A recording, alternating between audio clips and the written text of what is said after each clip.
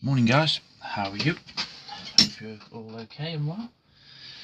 So I was scrolling through my photos and stuff like that. I've been trying to do the odd bits and bobs of photos while I've been building this, and as you all know, when you're starting to enjoy stuff or you're modelling and stuff, you get carried away and you forget, especially when you don't always do a video, shall we say.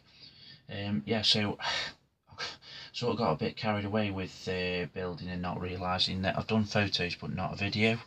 So this will be probably the first update after revealing what I was going to actually build for Evan and Adam's 75th anniversary group build for the Tiger. So this is a kit I'm building for it. It's a lovely kit. It's kit number 6608. And yeah, it's okay. The build is going quite well. I'm quite enjoying it, to be fair.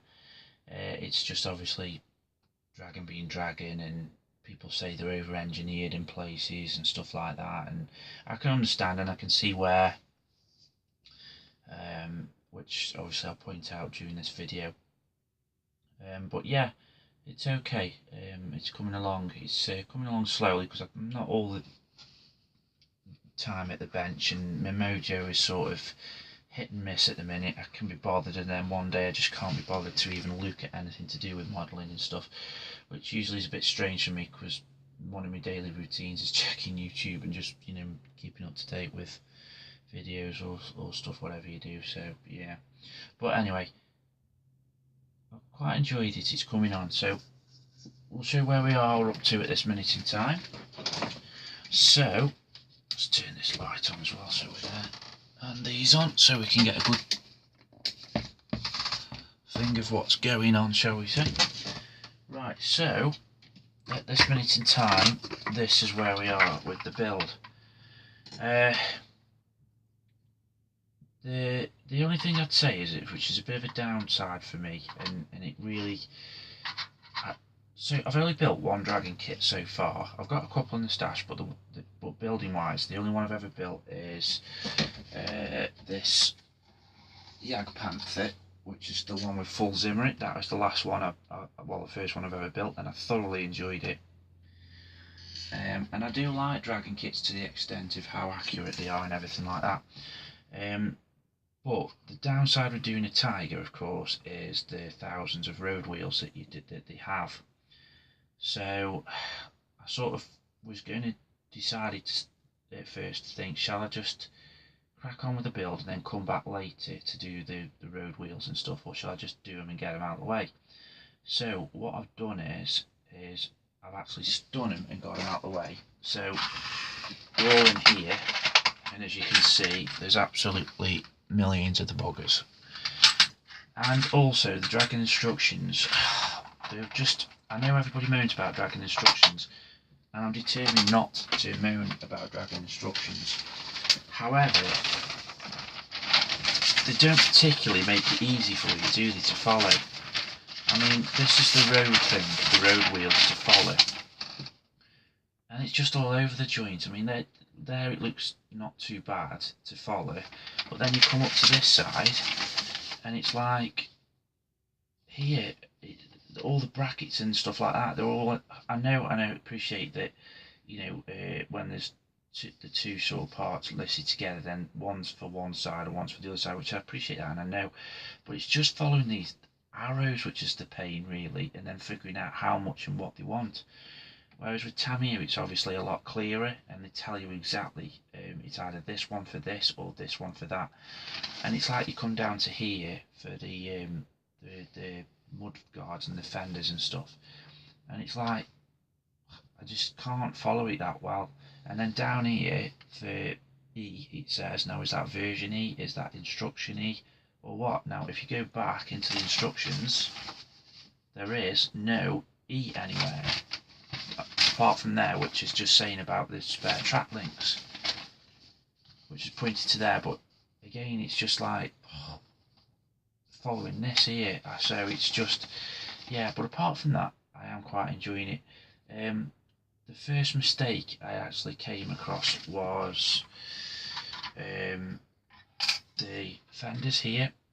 Now what I've done is, for a change, is this back plate is separate obviously, so it asks you on the instructions here to construct that first.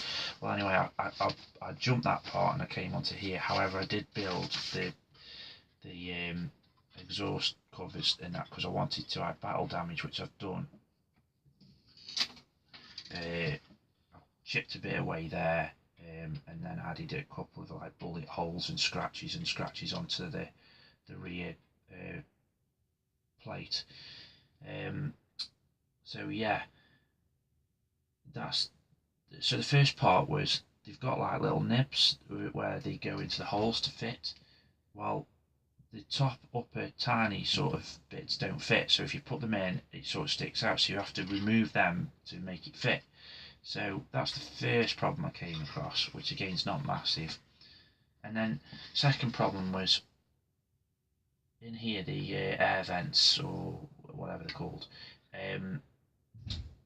You add all these on and do that, but the one problem you've got is here, it actually asks you to fit these pipes onto this part here, but because you've added the photo etch to the fans, when you come to put the upper hull on, as you can see, there'll be a massive gap and you can't fit it down because it keeps bouncing up and so on because of that.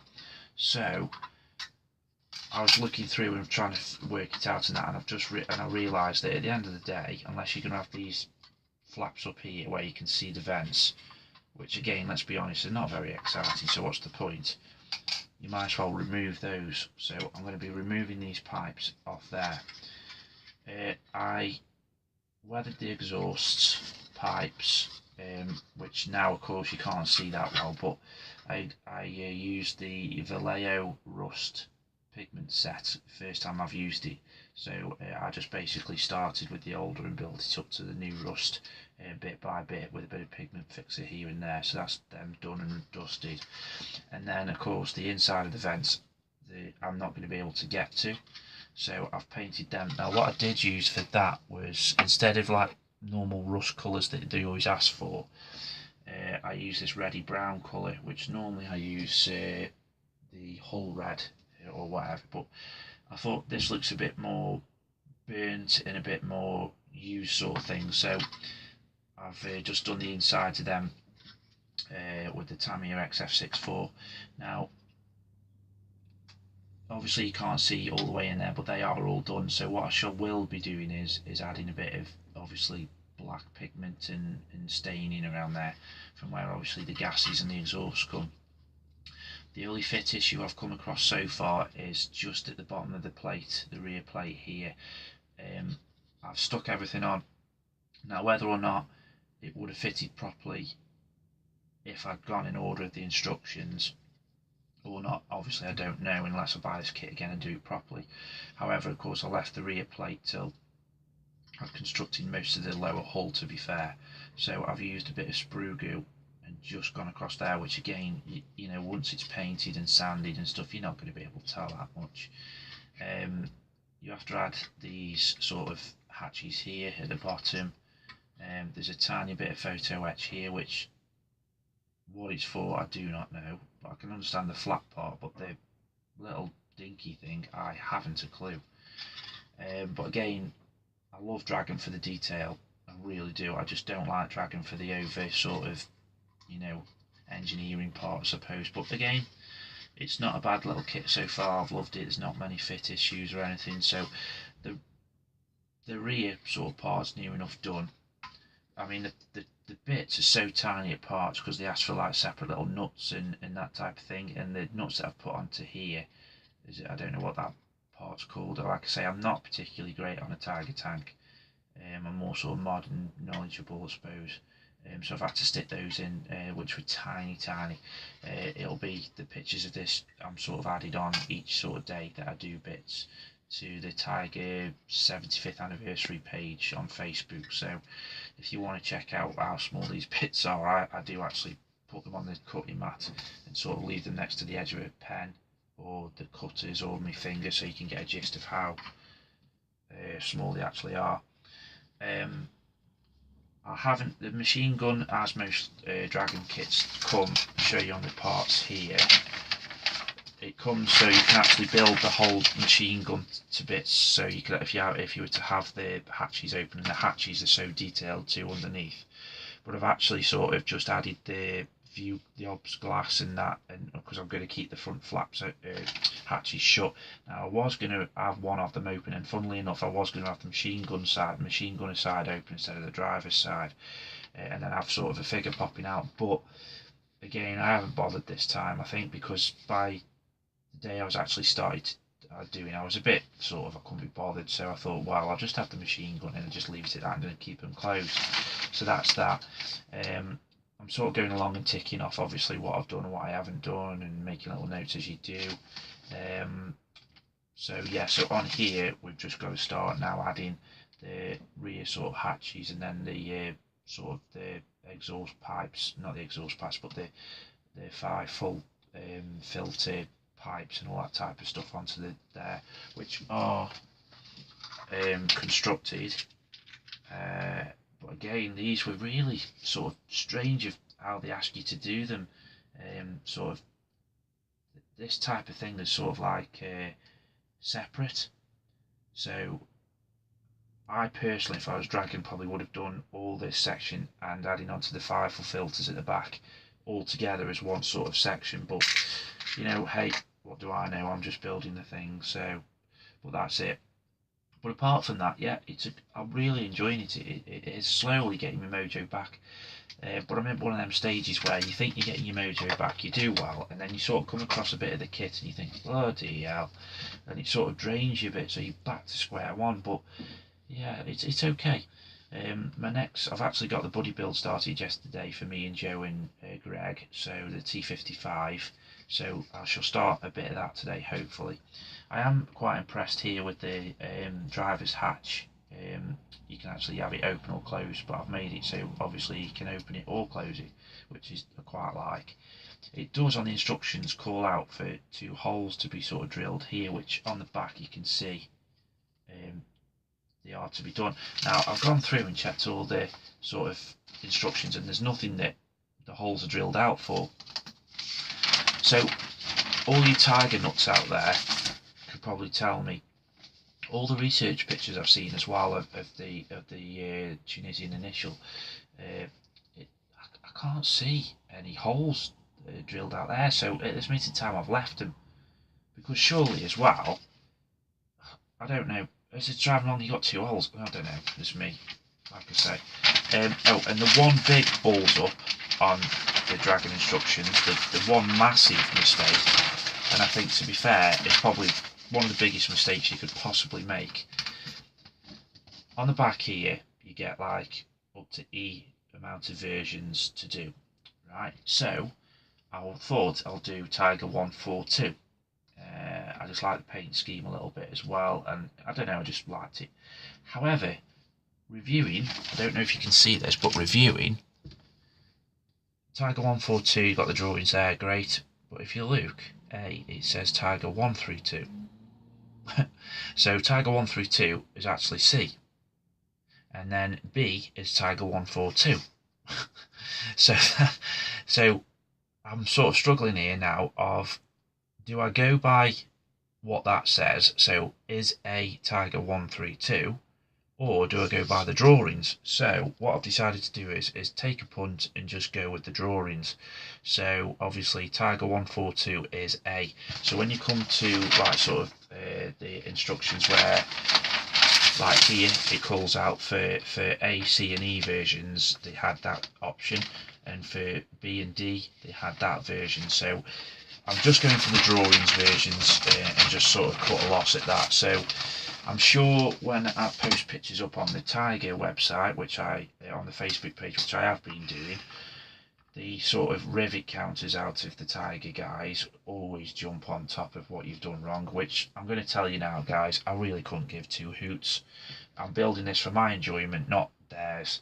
And at the end of the day, if they've got a problem with it, then fair enough, don't watch it. You know, as I've made numerous quotes in my videos I do and of this channel, I build for my enjoyment, and I don't tend to do things accurately, historically accurately. Sorry, blah, blah, blah. I sort of just add the odd little bit which might be wrong, or if I think, oh, I like that decal scheme, or I'll add a decal on that shouldn't be onto the scheme. There's only the odd time that I will do something that's 100% accurate or should be accurate. Now this one, okay, you could probably class that as, well, he says he's doing Tiger 142, so, that should be on Tiger 142, and that shouldn't. Well, I'm just using a bit of artistic license here and there, okay? So I've already had it happen already, and I was in two minds of not posting on the Facebook page anymore, because I'm fed up of, as soon as I've posted something up, they jump down your neck of, this isn't right, and that's a bit big, and, it's like, get a life, guys, flipping heck.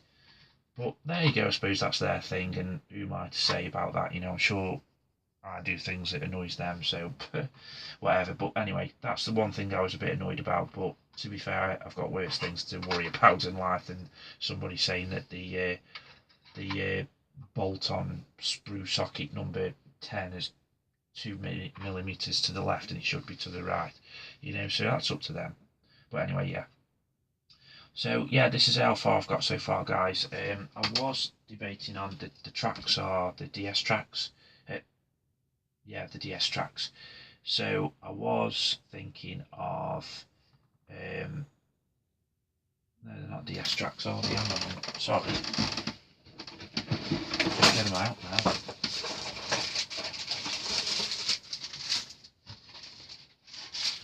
Tell you in a minute what they are. They're rubber band tracks anyway. I can't think what the bloody name for them is, but there you go. So I was thinking of just going ahead and just painting and weathering these up so they're ready to do. But I think what I shall do is before I do, I think I'm just going to make sure all the road wheels are in place and they fit and all that type of thing, because on the instructions the idle wheel at the back here, you can position that at different angles, so whether or not that's to tighten the tracks up and what on the kit, I don't know. So I'm just going to leave to that. That is glued in now anyway, so I can't really do much about that, but that's it. So yeah, so that's where we are on this so far, guys. Sorry I've rambled a bit and moaned, but oh well.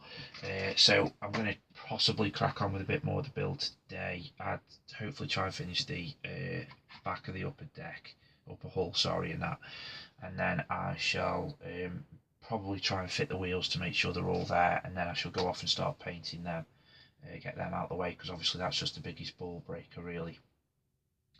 I don't know whether on Tiger 142 all the fenders here as well it calls for should all be in place, but with me adding a bit of battle damage there, and I'm going to add a sort of bit of battle damage at the front here, and then on the turret I might add as though a shell sort of hit it and deflected off or something, so I'm just going to sort of melt a little bit of the plastic so it looks like it's almost impacted, and anyway, you'll see. I may do that, I may not yet, and then I might add a few of the one or two of the fenders and that here just missing. I don't know yet, but yeah. So yeah, if any of you want to know how I've done this, I've just used basically the mid-Dremel hand tool. I've put that sort of the glass sort of cutting end in, and I've sort of, it's a bit wobbly and shaky, so you have to have a bit of a good hand, and just basically added it in and scraped it along, and I've cut those bits off using sprue cutters, and so that's it. But so far I'm slowly happy with it. I'm not massively happy, but I'm enjoying it. I will say one thing, I mean, I know I keep coming up with all these group builds and that, and I've had a few people comment and moan about them, but I couldn't give two hoots about that now. If you don't like it, you don't want to do it, I don't bloody enter them, I'm just doing it because I love this community. I'm just, it's just something that you can take part in. It gives somebody that's trying to think of something to build next, something that they can build out of the stash that they've been dying to do or something, I don't know. But anyway, I'm desperately looking forward to the Curse build next year. My good friend Nige Wells and Cohen C's group build of the Curse 75th anniversary. I've got one kit in mind, definitely. Well, almost definitely, and I've got a couple more that I may do instead. I'm not sure, because it runs for about 5 months, I think, from what I've been reading. So and the kit I've got in mind is a Tamiya one, so it should probably, well, no more than about a week or so to construct on my sort of pace at the minute. So, but that's it. Anyway, guys, hope you're well. Hope you'll stay safe, and may the force be with you.